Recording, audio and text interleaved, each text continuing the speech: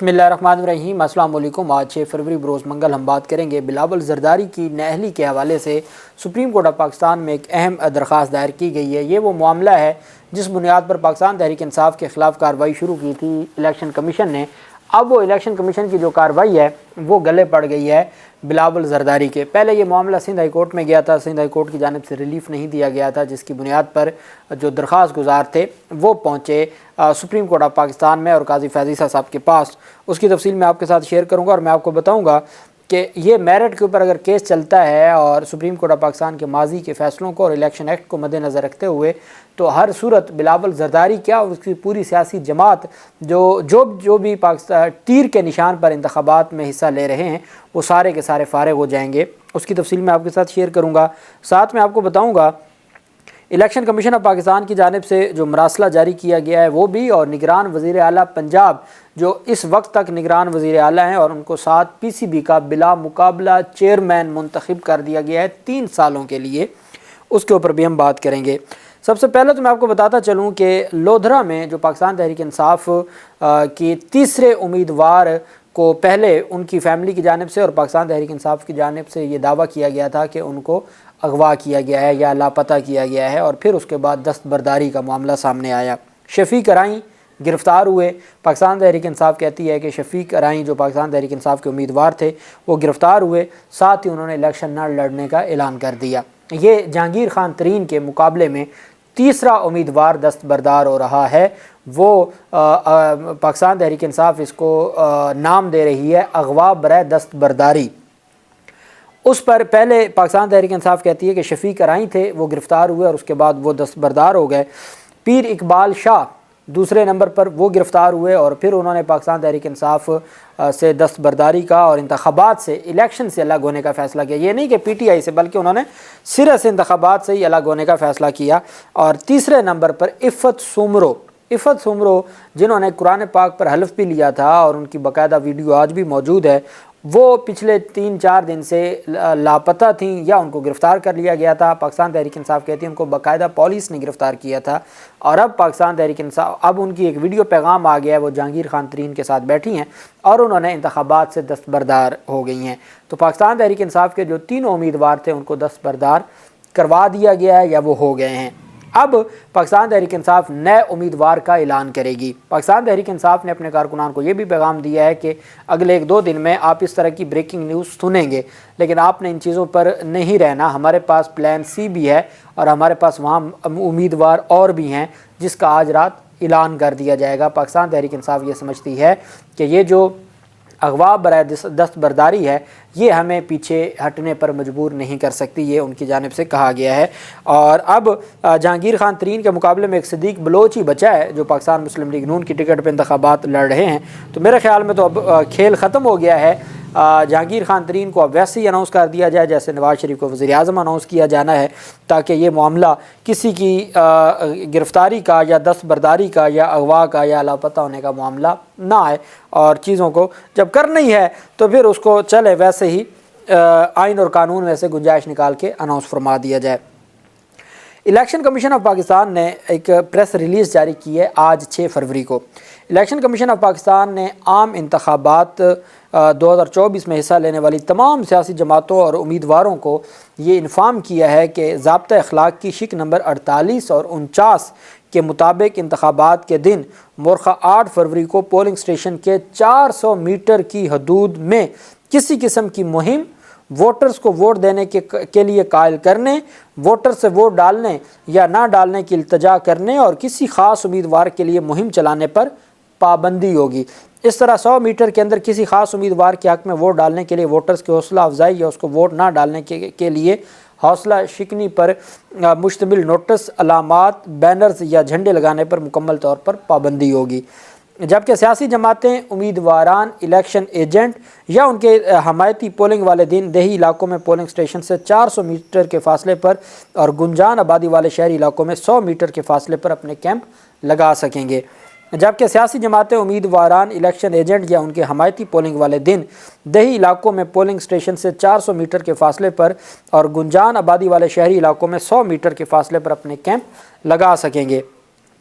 District returning officers returning officers اور police انتظامیہ مندرجہ بالا شکوں پر عمل درآمد کو یقینی بنانے کے ذمہ دار ہوں گے۔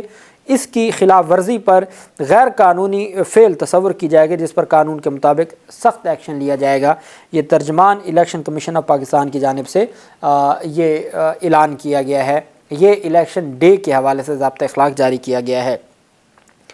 دوسری طرف جو اہم پیش رفت سامنے آئی ہے وہ پاکستان میں جو حالات اس وقت ہیں وہ میرے اور آپ کے سامنے ہیں، اور اب محسن نقوی کو جو ایک سال ایک طاقتور نگران وزیر اعلیٰ کے طور پہ رہے اور جس کے بارے میں سپریم کورٹ آف پاکستان نے کہا کہ وہ غیر آئینی سیٹ اپ ہے، لیکن کسی نے بھی ان کے خلاف کارروائی نہ کی اور سپریم کورٹ آف پاکستان نے نظریہ ضرورت کے تحت ان کو آگے برقرار رکھا گیا الیکشن کمیشن کی جانب سے اور ان کے خلاف کارروائی نہ ہوئی۔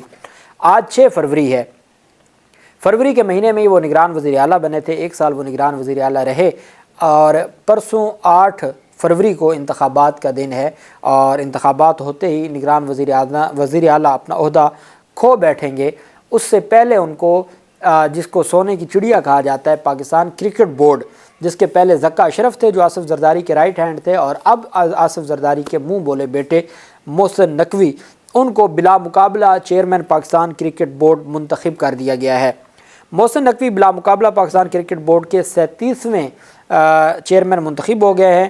ذرائع پی سی بی کے مطابق قائم مقام چیئرمین پی سی بی اور الیکشن کمشنر شاہ خاور محسن نقوی کے چیئرمین منتخب ہونے کا باقاعدہ اعلان کریں گے۔ پی سی بی ہیڈ کوارٹر میں ہونے والے گورننگ بورڈ کے خصوصی اجلاس میں پی سی بی کے پیٹرن کے 2 نمائندے شامل تھے۔ اس کے علاوہ آزاد جموں کشمیر ڈیرہ مراد جمالی، لاڑکانہ، بہاولپور، سوئی نادرن گیس، غنی گلاس، اسٹیٹ بینک اور P T V governing board کا حصہ تھے۔ محسن نقوی کو پاکستان کرکٹ بورڈ کے چیئرمین کے لیے مضبوط ترین امیدوار تصور کیا جا رہا تھا، اور اب ان کی تعیناتی 3 سال کے لیے ہوئی ہے۔ ابھی تک آفیشلی اناؤنس نہیں کیا گیا، لیکن میڈیا کو یہ خبر دے دی گئی ہے، اور 3 سال کے لیے ان کو تعینات کیا گیا ہے۔ اور ذرائع کا کہنا ہے کہ محسن نقوی 8 فروری کو ہونے والے عام انتخابات کے بعد عہدے کا چارج سنبھالیں گے۔ اب دیکھنا یہ ہے کہ اگر بلا مقابلہ پی سی بی کا چیئرمین منتخب ہو سکتا ہے تو پاکستان تحریک انصاف کا چیئرمین کیوں نہ بلا مقابلہ منتخب ہو سکتا تھا؟ اگر سپریم کورٹ آف پاکستان بلا مقابلہ سلیکشن یا الیکشن کو نہیں تسلیم کرتی تو کیا محسن نقوی کا معاملہ عدالتوں میں جائے گا؟ وہ بھی چیلنج ہوگا، اور اس کے اوپر عدالتوں کا کیا رد عمل ہوگا؟ کیا ویسے ہی ہوگا جیسے پاکستان تحریک انصاف کے انٹرا پارٹی انتخابات کے حوالے سے تھا، یا ڈیفرنٹ ہوگا؟ یہ آنے والا وقت بتائے گا۔ لیکن بہرحال آصف زرداری کے کار خاص اور ان کے منہ بولے بیٹے، ان کو نواز دیا گیا ہے اور ان کو ایک بڑا عہدہ دے دیا گیا ہے۔ مزید جو بھی تفصیلات ہوں گی وہ میں آپ کے ساتھ شیئر کروں گا کہ یہ معاملہ کس طرف جا رہا ہے اور کس طریقے سے ساری چیزوں کو دیکھا جا رہا ہے۔ اب دوسری طرف جو اہم پیش رفت سامنے آئی ہے وہ ہے بلاول زرداری کی۔ بلاول زرداری کے حوالے سے یہ میں وہ شخص تھا جس نے آپ کو بتایا تھا تقریباً کوئی 2 سال پہلے، 2 سے 2.5 سال پہلے، کہ الیکشن کمیشن آف پاکستان میں ایک درخواست دائر ہوئی تھی، اور اس میں یہ کہا گیا تھا کہ الیکشن ایکٹ یہ کہتا ہے کہ کوئی بھی شخص وہ ایٹ اے ٹائم صرف ایک سیاسی جماعت کا ممبر ہو سکتا ہے۔ اب بلاول زرداری نے جو 2018 میں الیکشن لڑا، وہ چیئرمین ہیں پاکستان پیپلز پارٹی کے، جس کا انتخابی نشان تلوار ہے۔ انہوں نے الیکشن لڑا تھا آصف زرداری کی پاکستان پیپلز پارٹی پارلیمنٹیرین کی ٹکٹ پر، جس کا نشان تیر ہے۔ اب Bilawal Zardari at a time 2 سیاسی جماعتوں کے رکن نہیں ہو سکتے، الیکشن ایکٹ اس کے اوپر قدغن لگاتا ہے۔ لیکن جو پاکستان پیپلز پارٹی کے سندھ اسمبلی تھی، پنجاب اسمبلی تھی، خیبر پختونخوا یا بلوچستان یا قومی اسمبلی یا سینٹ، تمام کی تمام وہ ممبران تھے پاکستان پیپلز پارٹی کے 3P کے، اور انہوں نے جو جس پارٹی کی ٹکٹ پر الیکشن لڑا تھا اور نشان پہ الیکشن لڑا تھا وہ 4P کا تھا۔ اس پر باقاعدہ الیکشن کمیشن میں درخواستیں دائر ہوئی تھیں، ہائی کورٹ میں ریٹ فائل ہوئی تھی، اور الیکشن کمیشن میں یہ معاملہ دبا کے رکھا گیا۔ اب اسی نوعیت کی درخواست دائر کی گئی سندھ ہائی کورٹ میں ایک شہری کی جانب سے، شاہ محمد زمان، یہ مقتدر شاہ صاحب ہیں، امریکہ میں ہوتے ہیں۔ بیسیکلی انہوں نے یہ اس طرح کی جو کارروائی تھی وہ شروع کی تھی، اور ان کی کارروائی کے بعد اب یہ شاہ محمد زمان ہیں، انہوں نے یہ درخواست دائر کی عمران خان کے خلاف، اور بلاول زرداری کے خلاف۔ اور دلچسپ بات یہ ہے کہ سندھ ہائی کورٹ نے یہ درخواست خارج کر دی تھی، اور اس کے خلاف یہ اپیل ہے جو دائر کی گئی ہے سپریم کورٹ آف پاکستان میں۔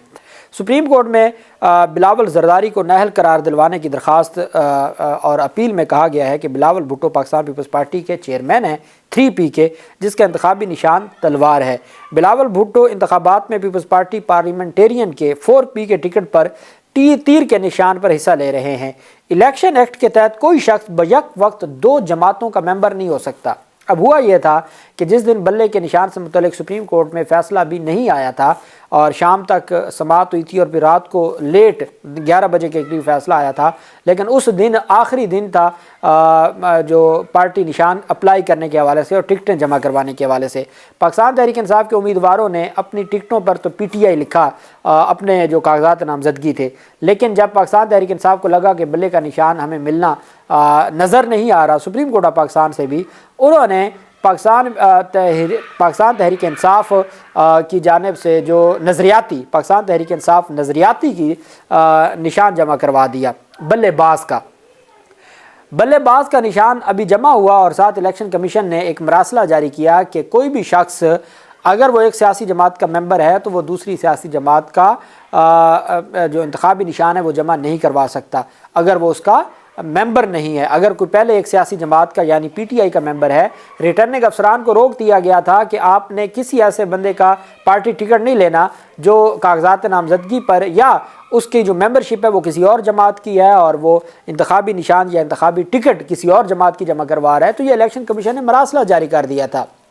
ان کو پتہ تھا کہ کس طریقے سے یہ سارا معاملہ ہونا ہے اور کس طریقے سے چیزوں کو دیکھنا ہے۔